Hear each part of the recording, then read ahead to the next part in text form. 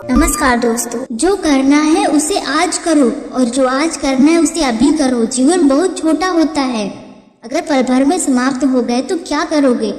कबीरदास जी कहते हैं, हमेशा धैर्य से काम लेना चाहिए। अगर माली एक दिन में 100 घड़े भी सींच लेगा तो ये फल ऋतु आने पर ही लगेगा। निंदा करने वाले व्यक्तियों को अपने पास रखना चाहिए, क्योंकि ऐसे व्यक्ति बिना पानी और साबुन के हमारे स्वभाव को स्वच्छ कर देते हैं। किसी से भी कुछ मांगना मरने के समान है, इसलिए कभी भी किसी से कुछ मत मांगो। कबीरदास जी कहते हैं कि हे परमात्मा, तुम मुझे केवल इतना दो कि जिसमें मेरा गुजारा चल जाए, मैं भी भूखा ना रहूं और अतिथि भी भूखा वापस न जाए। सुख में भगवान को कोई याद नहीं करता, लेकिन दुख में सभी प्रार्थना करते हैं। अगर सुख में भगवान को याद किया जाए तो दुख क्यों होगा। कभी भी पैर में आने वाले तिनके की निंदा नहीं करनी चाहिए, क्योंकि अगर वही तिनका आंख में चला जाए तो बहुत पीड़ा होगी। साधु हमेशा करुणा और प्रेम का भूखा होता है और कभी भी धन का भूखा नहीं होता, और जो धन का भूखा होता है वह साधु नहीं हो सकता। कुछ लोग वर्षों तक हाथ में माला लेकर माला फेरते हैं, उनका मन नहीं बदलता, अर्थात उनका मन प्रेम की ओर नहीं जाता। ऐसे व्यक्तियों को माला छोड़कर अपने मन को बदलना चाहिए और सच्चाई के रास्ते पर चलना चाहिए। अगर हमारा मन शीतल है तो इस संसार में हमारा कोई बैरी नहीं हो सकता। अगर अहंकार छोड़ देंगे तो हर कोई हम पर दया करने को तैयार हो जाएगा। हम जैसा भोजन करते हैं वैसा ही हमारा मन हो जाता है, और हम जैसा पानी पीते हैं वैसे हमारी वाणी हो जाती है। बुरे वचन विष के समान होते हैं और अच्छे वचन अमृत के समान होते हैं। जो जितनी मेहनत करता है उसे उतना फल अवश्य मिलता है। गोताखोर गहरे पानी में जाता है तो कुछ लेकर ही आता है, लेकिन जो डूबने के डर से किनारे पर बैठे रह जाते हैं वो कुछ भी नहीं कर पाते। सिर्फ बड़े होने से कुछ नहीं होता।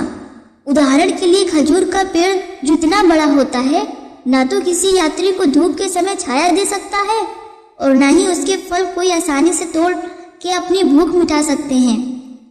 इस संसार में भिन्न भिन्न प्रकार के लोग साथ नहीं रह सकते। जैसे केले और बैर का पेड़ साथ साथ नहीं लगा सकते, क्योंकि हवा से बैर का पेड़ हिलेगा और उससे कांटे से केले के पत्ते कट जाएंगे।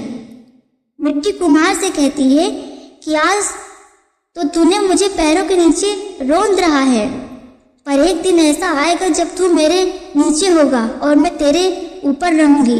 अर्थात मृत्यु के बाद सब मिट्टी के नीचे ही होते हैं। गुरु का स्थान ईश्वर से भी ऊपर है।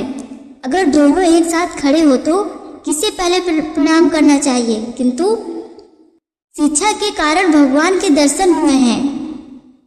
हमें गुरु की शिक्षा के कारण ही भगवान के दर्शन हुए हैं। अगर पत्थर की मूर्ति की पूजा करने से भगवान मिल जाते हैं तो मैं पहाड़ की पूजा कर लेता हूँ। उसकी जगह कोई घर की चक्की की पूजा कोई नहीं करता, जिसमें अन्न पीसकर लोग अपना पेट भरते हैं।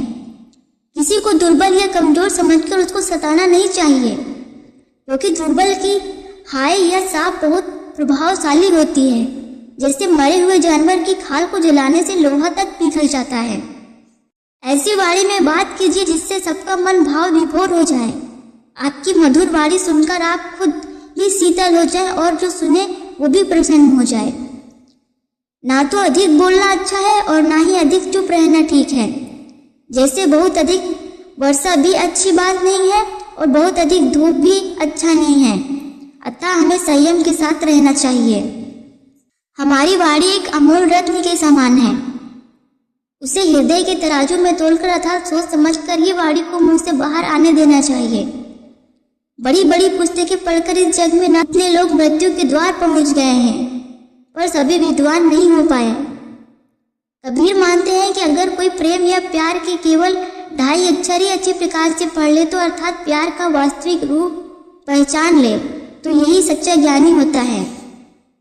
जब मैं इस संसार में बुराई खोजने निकला तो मुझे कोई बुरा नहीं मिला, परंतु जब मैंने अपने मन में झांक कर देखा तो पाया कि इस संसार में मुझसे बुरा कोई नहीं है।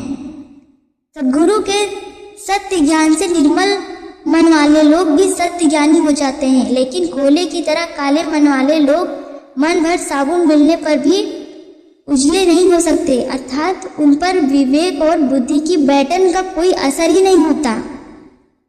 जिस तरह दीपक की सुनहरी और लहराती लौ की ओर आकर्षित होकर कीट पतंग उसमें जल मरते हैं, उसी प्रकार जो कामी लोग होते हैं वो विषय वासना की तेज लहर में बहकर ये तक भूल जाते हैं कि वे डूब मरेंगे। हे सेवक, तुम सद्गुरु की सेवा करो, क्योंकि सेवा के बिना उनका स्वरूप साक्षात्कार नहीं हो सकता। तुझे इस मनुष्य का जन्म उत्तम अवसर पाने के लिए मिला है। बिना किसी कीमत के आपके पास राम के नाम तक पहुंच है, फिर क्यों आपस में जितना संभव हो उतना ही नहीं पहुंच सकते?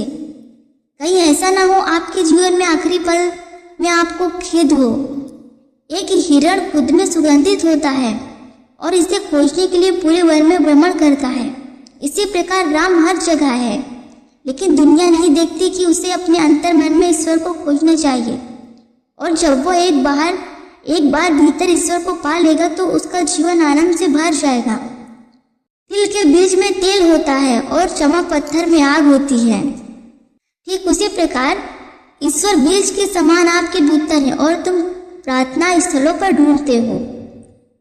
चिंता ITI चोर है, यह किसी के दिल को खा जाती है। कोई डॉक्टर भला क्या कर सकता है, उसकी दवा कितनी दूर तक मदद कर पाएगी? संसारी लोगों से प्रेम और मेल जोल बढ़ाने से एक भी काम अच्छा नहीं होता, बल्कि दुविधा या भ्रम की स्थिति बन जाती है, जिसमें ना तो भौतिक संपत्ति हासिल होती है और ना आध्यात्मिक, दोनों ही खाली रह जाते हैं। स्वार्थी लोग मात्र सुख के साथी होते हैं। जब दुख आता है तो भाग खड़े होने में क्षणिक विलंब नहीं करते हैं, और जो सच्चे परमार्थी होते हैं वे दुख या सुख में सदा साथ होते हैं। संसारिक भय के कारण ही लोग भक्ति और पूजा करते हैं। इस प्रकार भय जीव के लिए पारस के समान, जो इसे भक्ति मार्ग में लगाकर इसका कल्याण करता है। इसलिए सही मार्ग पर चलने के लिए बहुत जरूरी है। अपना पूरा जीवन केवल सोने और खाने में ही बर्बाद कर देने वाले हे मनुष्य, तुम याद रखो कि भगवान ने यह अनमोल जन्म ऊंचाइयों को हासिल करने के लिए दिया है, ना कि इसे बेकार करने के लिए। पत्थर की मूर्ति बनाकर संसार के लोग पूजते हैं, परंतु इसके भरोसे मत रहो, अन्यथा कल्पना के अंधकार वाले कुएं में अपने आप को डूबे डुबाए ही समझो। पवित्र नदियों में शारीरिक मेल धो लेने से कल्याण नहीं होगा। इसके लिए भक्ति साधना में मन का मैल साफ करना पड़ता है। जैसे मछली हमेशा जल में रहती है, लेकिन इतना धुलकर भी उसकी दुर्गंध समाप्त नहीं होती। पवित्र मन ही मक्का है और दिल ही द्वारिका, और काया को ही काशी समझो। इस द्वारों के शरीर मंदिर में ज्ञान रूपी प्रकाशमय स्वरूप चेतन को ही सत्य देवता समझो। जब गुड़ को परखने वाला ग्राहक मिल जाता है तो गुड़ ही कीमत होती है, पर जब ऐसा ग्राहक नहीं मिलता तब गुड़ और कौड़ी के भाव में चला जाता है। अगर ये वीडियो आपको पसंद आई हो तो प्लीज़ एक लाइक और एक सब्सक्राइब जरूर करिएगा। धन्यवाद।